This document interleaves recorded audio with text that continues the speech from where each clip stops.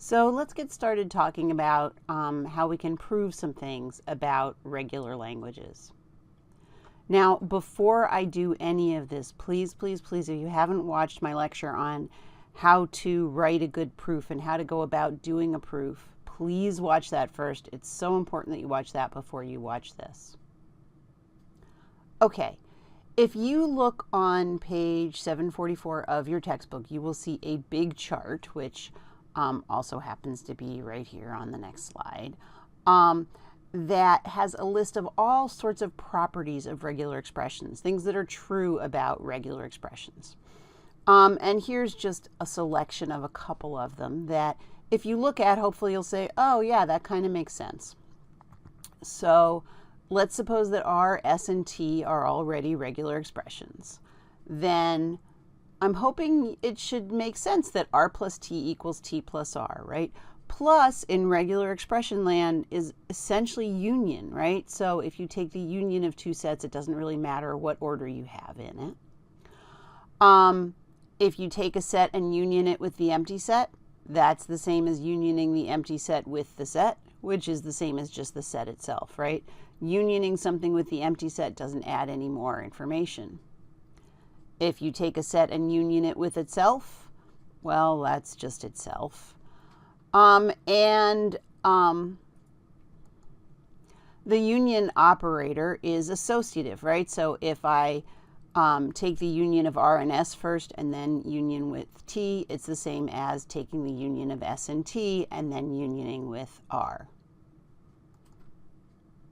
So if you look at the textbook, you will see on page 744 this big long chart with all the different properties of regular expressions that we're going to be using. And these properties really are important for us. So they're going to help us to compare different regular expressions for equality, to simplify regular expressions, basically to do all sorts of things with regular expressions. So we're going to do two different things in today's lecture. The first is we are going to prove some of these, right? We're going to take what we know about the set operations, and we're going to use what we know about set operations and what a regular expression's definition is to prove some of these properties. And we're not going to prove all of them, but we'll prove some of them just to give you the idea that, yeah, you could prove these. And then once we've proved them, we're going to use these as axioms for other proofs that we're going to do. So let's do an example proof. And we're going to prove a few of these properties using both the facts we know about how sets work, combined with the rules that tell us how to convert a regular expression into a language and vice versa. So let's suppose that we want to prove that R plus R equals R, right? That's one of these properties that's on that big sheet that I showed you and that's in the book.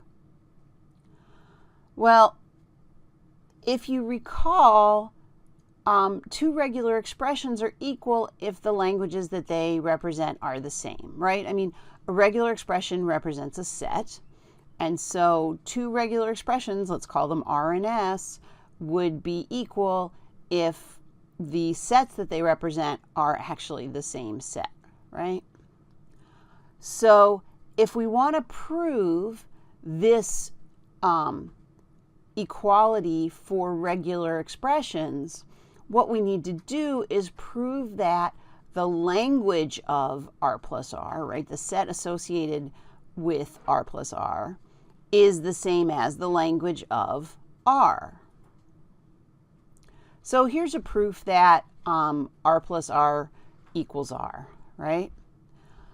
We're going to start out with the fact that the language of R plus R equals the language of R unioned with the language of R. Now, I just got that out of the definition of what does the language of R plus S really mean, right? What do we mean when we say the language of R plus S, right?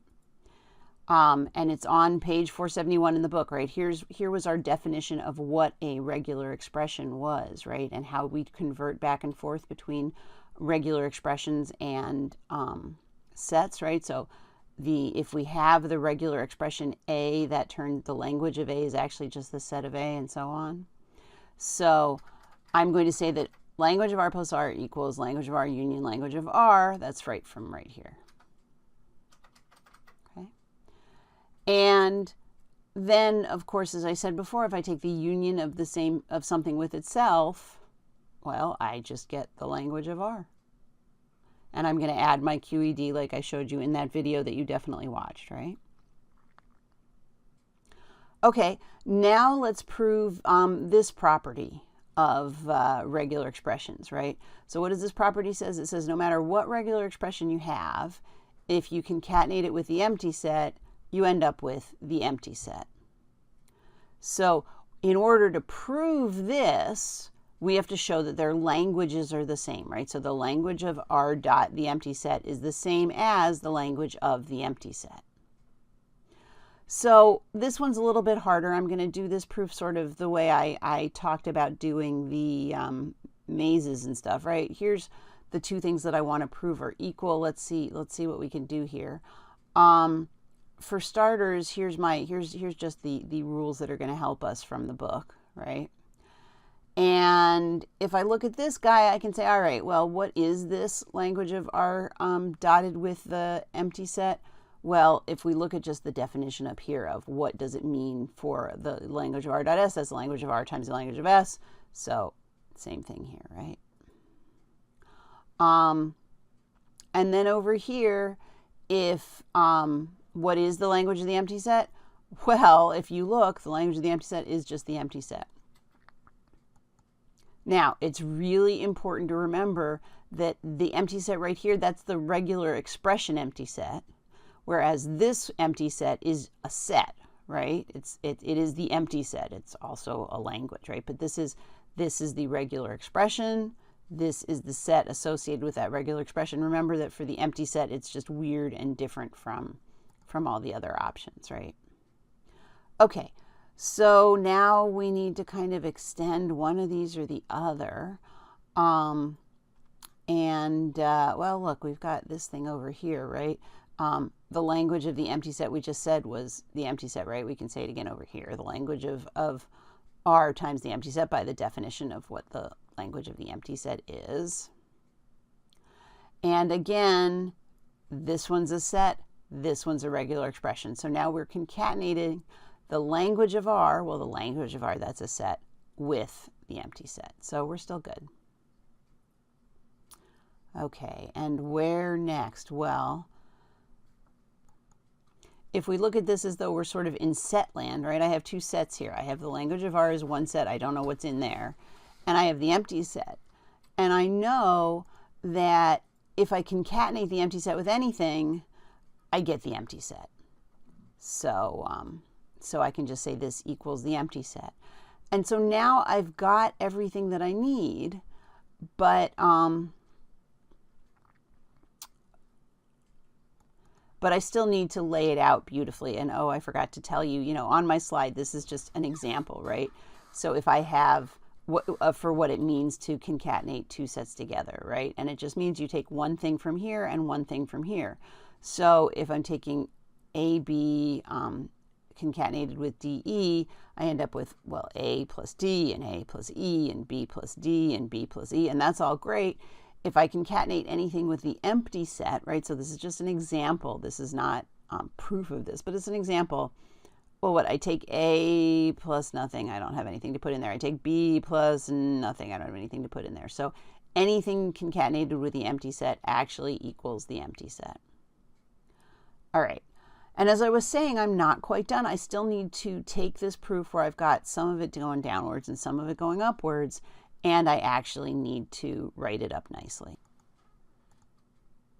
So here's the first part of it, right? This is what I had with my, on the left side of that piece of scrap paper, right? And I just copied it down here and I gave myself numbers. So step one is what I had on the left side, and then equals, right? And so on with my reasons on the right.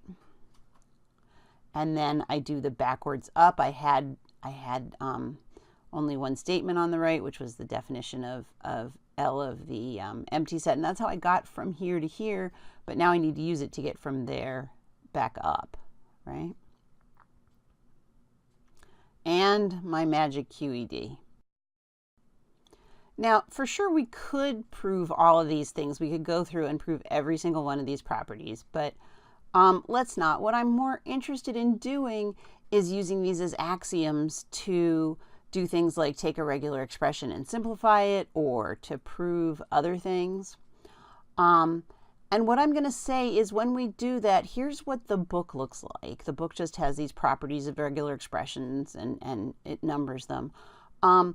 If you go on the class website, you will see that you can actually download my handout, which I encourage you to do right now before you watch any more of this video. Just download this handout, and I give you not only the content from the textbook, but also what, for purposes of our class, we're going to use. What are we going to call each of these rules, just so that we can be a little bit more specific about which rule we're using. So here's the first half of the sheet, just to show you my list of things on it. And here's the second half of the properties and the second half of my list of stuff that you can get on the website. Okay, so here's a problem from the book. It's actually asking us to simplify a regular expression. I'm going to ask you to do a little more. I'm going to ask you to justify how you did so using the properties of regular expressions. And I'm going to ask you to use the names from my handout. So you need to have a printout of this thing now. Print it out, take a look, or have it up in a window next to this video. Okay, so one of the things that we can take advantage of when we're trying to look at regular expressions is, in a lot of ways, our gut intuition about how to simplify them that we have sort of a gut intuition from algebra actually mostly works. So like we can use the distributive rules to multiply stuff out. I'm going to informally say multiply stuff out, but really I mean use the distributed properties of regular expressions, right? So if we look at this first expression here, we can multiply it out, right? And by the way, when I say simplify here, right, multiplying it out doesn't always seem as though it's going to be simplification, but let's just see. Let's multiply it out and then see if we can get rid of some stuff, right? That's usually how these things are going to work. So I'm going to use the distributive 3.1 rule to multiply this first piece. And you can see that I can use this rule if I just sort of set R to be the AA part, S to be the B star part, and T to be the A part. And so I get AAB star plus AAA plus the same thing that I had at the end before, right? Now, the important thing if you're doing this for homework in my class is not only do you have to just write out the simplification, you need to write the reason using my terms, and you need to tell me, what did I use? I used distributive 3.1, which has an R, an S, and a T, and R was AA, S was B star, T was A. So you need to give me all this information. So now if you look at this and you look at your giant handout and you think, what else can I do to simplify my newest result? You'll probably say, oh, look, I could use distributed 3.1 again, right? So let's use distributed 3.1 again, right? And multiply out, I'm going to say colloquially, that second part. So we use distributed 3.1. And this time my R is the letter A, right? R is the thing before the parentheses. My S is going to be the AB star, right? And the T is going to be AA. So when I get to this row, I say I use distributed 3.1 where R was A, S was AB, and T was AA.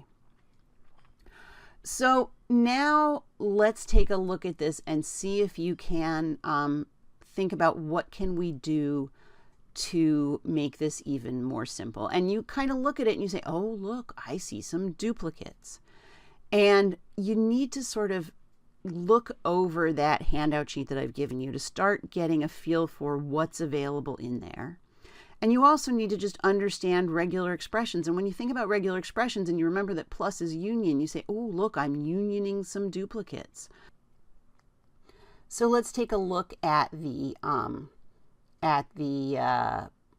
plus properties in here, right?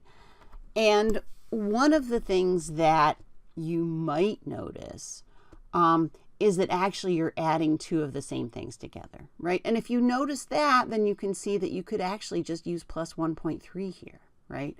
So you could use plus 1.3, and what you can do is you can say, well, if I'm adding two of the same things together, by plus 1.3, I just get that thing once, right? So I have AAB star plus AAA by plus 1.3, where, and this should say R equals, right, AAB star plus AAA. There you go, fixed due to the magic of computers. So R equals AAB star plus AAA, right? And now you look at this and you say, boy, I'm not sure I can simplify this anymore. Maybe I could pull out an AA and use a distributive property again. But this is pretty darn simple. A lot of the time when you're asked to simplify regular expressions, some of it is a sort of, it's a, you know, I think it's simple enough now kind of judgment. So yeah, this is probably simple enough. You could also change it to AA times the quantity of B star plus A if you wanted, using another distributive rule, but I think this is pretty good. I'll show you how to do that in a minute. But let's suppose that you didn't notice plus 1.3, right? So let's forget this step for a minute. And let me just show you a couple of other ways that, or another way that you could have done this. So here we are back again at this step. And another thing you might notice is, look, I can combine, right? Plus means union. So I could combine this AAB star with that AAB star and just make it one of them. And this AAA with this AAA, just make it one of them by the rule plus 1.3 also. But in order to do that, I need to have them next to each other. And I don't yet. So another thing that I could do is I could use plus 1.1 to just swap these first two around, right? So I could say, well, these guys can swap around by plus 1.1, right? Where R is a AAA and T is AAB star, right? And once I've flipped them, then I can use that combine rule to combine the two AAB stars. And so I just say I'm using plus 1.3 and R is AAB star. And then I can do the same thing again on the AAAs. And I can say I did plus 1.3 again on the AAAs. And now, like I said earlier, we have a choice. This is simple enough for me, and if you like it like that, that's fine. Your other option is to say, oh, look, you know what? I could use distributed 3.1 to simplify this even more. I don't know if you considered simplifying it even more or not. Again, this is sort of a matter of taste. So by distributed 3.1, if I let R be these two A's, my S be this B star and my T be kind of the A at the end, right? So R is also these two A's. Then I can get that equal to AA times the quantity of B star plus A. As far as I'm concerned, either of these as your last step is fine by me. Both of these look equally simple to me. I actually think that looks more simplified than that, but some of you may have had some math teachers who will put your gut into doing it this way, and that's fine. Both are fine. So let's try another problem from the book. Here we're asked to prove the following equality of these two regular expressions. So we're going to have to do another proof, and let's set it up the way we always set up our proofs. We're going to put one side of the equality, right, the left side of the equality on the left side of our page, the right side of the equality on the right side of our page. Oops. And because I'm such a fan of the distributive properties rules, I kind of think, oh, well, let's see, can we do anything with distributed? And so, of course, I could use distributive properties on this one. So I'm just going to do that as my first step just to see what happens. So I can use distributive 3.1, and I end up here, right? So This thing, if I multiply in colloquial terms, right, it's a regular expression. I'm not really multiplying, but if I use distributive 3.1 here where I say, okay, well, let my R be A star, let my S be B, and let my T be A B star, then by this rule, distributive 3.1, I end up with this as my result on the right-hand side. I'm such a fan of the whole distributive rules. I'm just kind of looking and I see these AAs here, right? The AA star. Maybe I kind of simplify that or unmultiply that out. So I can do this, right? That's also distributed 3.1. And this time I'm kind of using the rule backwards, right? I'm going from the right side to the left. And now you just kind of have to stare at this and say, wow, what can I do now? Where am I trying to get to? Where am I? And, you know, I was looking at this for a while and I said, ooh, this looks kind of good, right? I got this B plus AB star everywhere, so maybe I can do something with that. Right, it almost feels like I've got 2 here. I should be able to do a distributive rule. But I need the equivalent of a 1 times this in math, right? And what's the equivalent of a 1 times this in math? Well, it's a lambda times this, right? So I can use this dot 2.2 rule where I say let my R be B plus AB star. And I can take this piece here and turn it into this.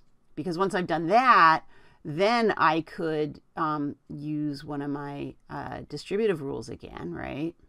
So now I can look at this and say, oh, look, I have something times B plus AB star and another thing times B plus AB star.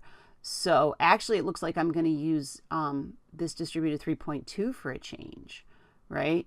And if you look at this, you know, this S piece, right, is going to be a lambda. Again, we're using the sort of go from right to left of this, right? So I have lambda times B plus AB star. So S is my lambda, and my R is going to be this B plus AB star, right? This piece on the right. And then I also have this AA star times B plus AB star. And so by distributive 3.2, I can get down to this.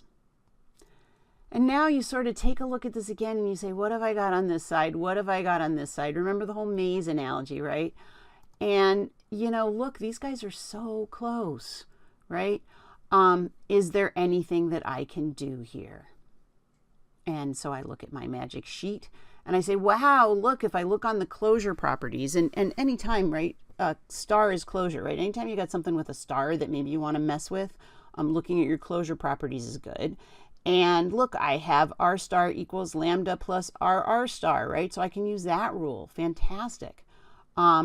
So by closure 5.2, I can say that this whole thing, these 2 pieces, the lambda plus AA star, that just collapses, right? Lambda plus R star collapses into R star. So lambda plus AA star collapses into A star as long as I have R equal to A in closure 5.2. So now if you take a look, actually, I didn't need to do that distributed multiplication thing here, right? I got from here, I'm at what I was trying to get to. So I'm at the end of the maze, right? So forget this extra step.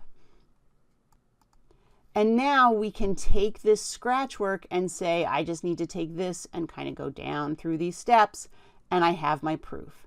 And before I turn it in, I need to write it out beautifully. So here's my writing it out beautiful version. So here's another proof from the book. I want to prove that this is equal to this, right? And so, of course, we start by getting some scrap paper and just doing some scratch work, right? So I put one equation on the left-hand side, one equation on the right-hand side. I have my properties of regular expression sheet near me so that I can do this, right? And of course, as I said before, I like to just distribute stuff out if I can. So I look at this and I say, ooh, look, I can multiply it out, which really means in this case, use distributive 3.1, right? So I multiply it out, and I can see that when I do this with distributive 3.1, here's what my R is, here's what my S is, and here's what my T is. And now you just got to stare at this a little bit and say, ugh, how can I get from here to here? And when I look at this, I notice these guys. And I have A star, A, B star here. And I have A star, B star here. And I remember from my closure rules, or I have my closure rules nearby. And I say, can I turn A star A into A star? I mean, if I think about it from a regular expression point of view, this says 0 or more A's and then at least 1, or start with 1 and then have 0 or more afterwards. And those are obviously, to me, equal. So there must be a rule in here that, that actually says they are, in fact, equal that I could use. And sure enough, I look, and closure 6 lets me do exactly that. So I'm going to do it on the right-hand side. I'm going to say B plus A star B star is the same as B plus A star A B star by closure 6, where R was A. And now, you know, I'm looking at this, and I have my A star A B star here on the right, and on the left, I guess that circle really should be down a little bit.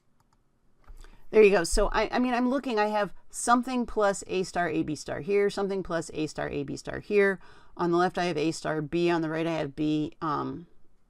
Well, I mean, for sure, 0 or more A's followed by a B isn't equal to just a B.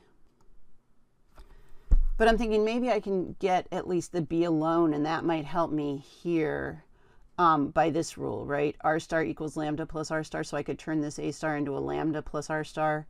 And when I multiply it out, I'll have a B, right? So I can say by closure 5.2, this expression equals lambda plus A star times B. Because if I just make R the single symbol A, then A star becomes lambda plus A star. So I get here, and, you know, it's not easy. This kind of stuff is not easy. You just have to do a lot of mulling. But look, over here, it looks like I can use distributive again, right? That was my whole point when I did this in the first place, right? So let's look at this. I have something times B, so I guess it's going to be distributed 3.2 in this case, right? And so now I've got B plus A star B plus A star A B, and yeah, I'm kind of hoping maybe I could do something with this. I don't know. I mean, for sure, this expression on the left is not equal to B. You know, I'm kind of thinking maybe I can do something with this. You know, I've got A star B and A star A B star. You know, maybe I can use you know, distributive property. Oops, sorry. You know, I can turn this into A star B plus A B star by distributive 3.1, right? You're kind of used to this. I get my reasons. But now I'm wondering whether really I'm getting anywhere, because this sure doesn't look like I can turn it into that. You know, I'm looking at this, I'm not feeling so good, especially because, yeah, look, this is kind of, I sort of multiplied it, you know, I took it up, I used the distributive before to pop it out, and now I'm using the distributed part to put it back together. This just isn't feeling great. I hate to say it, but it is possible that that maybe we need another approach. Oh my gosh. I'm kind of going to backtrack in my maze a little bit, right? You know that you know, sometimes you try something and it doesn't work, and you kind of need to try something else. So maybe we'll just cross this stuff out and let's try something different. Let's think what else we could possibly do. So I'm going to I shrunk this down and put a little X on it so, you know, I won't lose it. If you were doing this on paper, I just, you know, start another piece of paper or something. I want to show you, here's the work I did. I'm not going to totally erase it because it might prove useful. But I'm just looking at this piece again, and I really feel like, you know, oh, it would be really helpful if I could just sort of get a B out of here somehow. Maybe I can do something a little bit different. And, you know, of course, I want to do some sort of a... probably something with closure, right? A rule, one of the closure rules, because I've got that star in there. And I'm thinking maybe this would be helpful, right? Maybe I can use this R star equals lambda plus RR star. Closure 5.2, piece of closure 5.2, right? Because closure 5.2 is a bunch of things, but this piece, maybe that'll help me. So I'm going to turn A star B into lambda plus AA star B, right, by closure 5.2, where R equals A. And now, of course, I have something I can distribute out. So let's use distributive 3.2, right, because the B is actually after the parentheses here to multiply it out. So now I've got B plus AA star B plus A star AB star. Okay. And you know, there I've got my A star AB star. And yeah, this looks interesting to me, right? I have B plus some stuff, B plus some stuff. I mean, over here I've got AA star, and here I have A star A, and I know there's a closure that lets me mess with that. So, here we go, closure 6 over here, right? R star R equals RR star. So we could try that. So now I have A star AB plus A star AB star.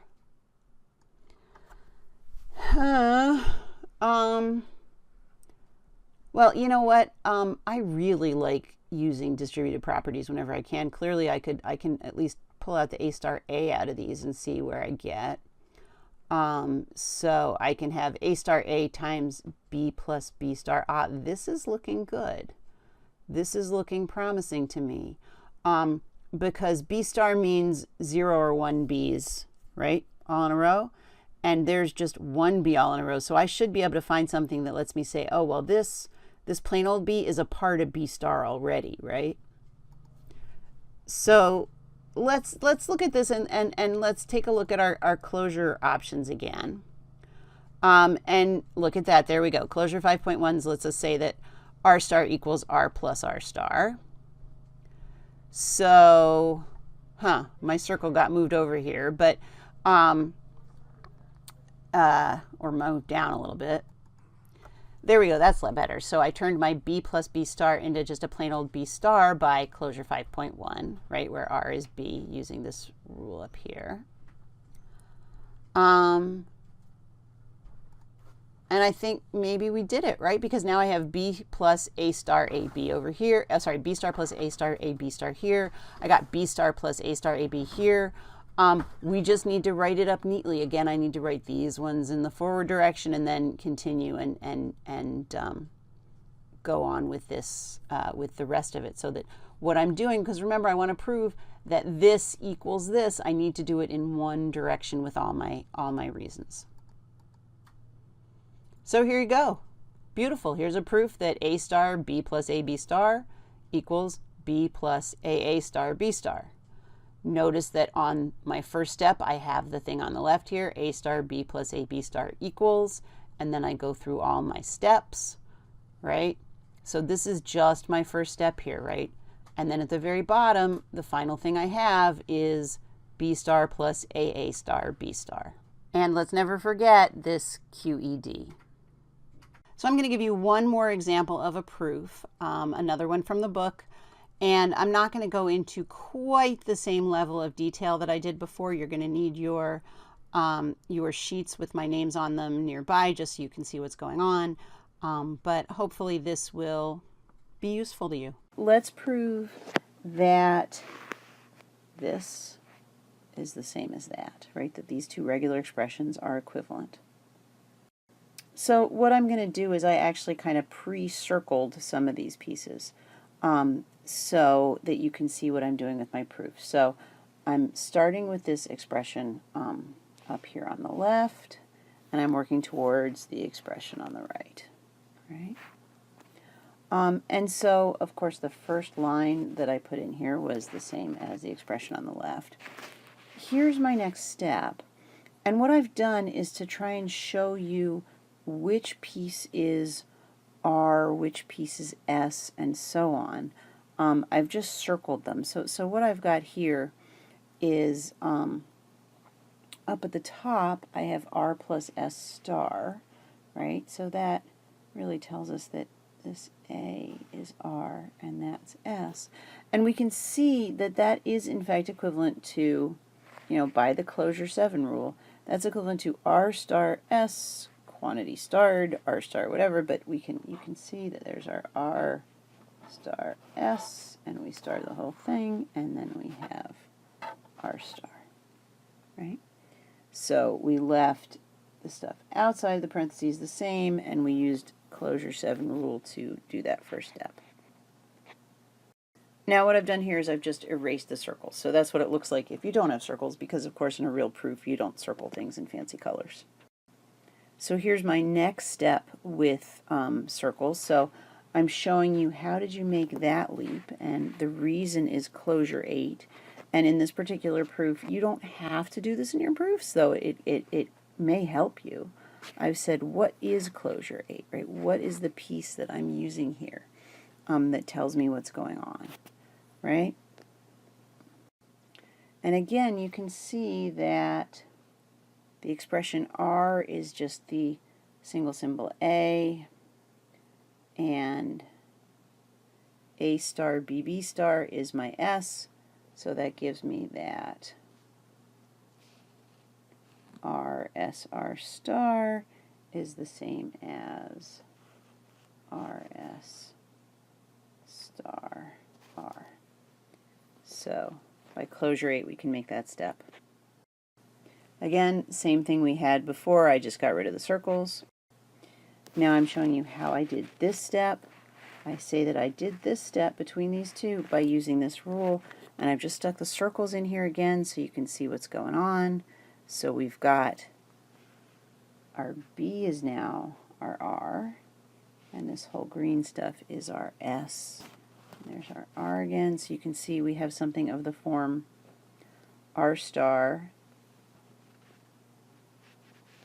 and then the parentheses, and we have S R star star, and we just change that to R plus S quantity starred, just like the closure 7 rule says we can do. And whoa, look, did you notice? We actually got what we were looking for, so we get to write QED.